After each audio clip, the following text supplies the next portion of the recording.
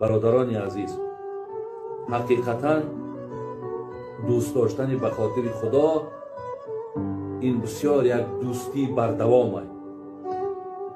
پس سنت همین است، کسی را دوست می‌داری بگو که من تو را دوست می‌دارم.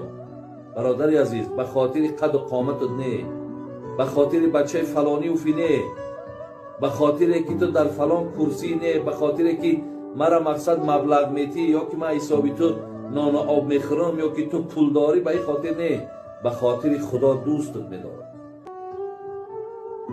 وقتی آدم یک کس اعلان میکنه که به خاطر خدا دوستت می‌دارم، این آدم برادر عزیز همیشه در نسبت او یک باوری بسیار کلانی را پیدا میکنه.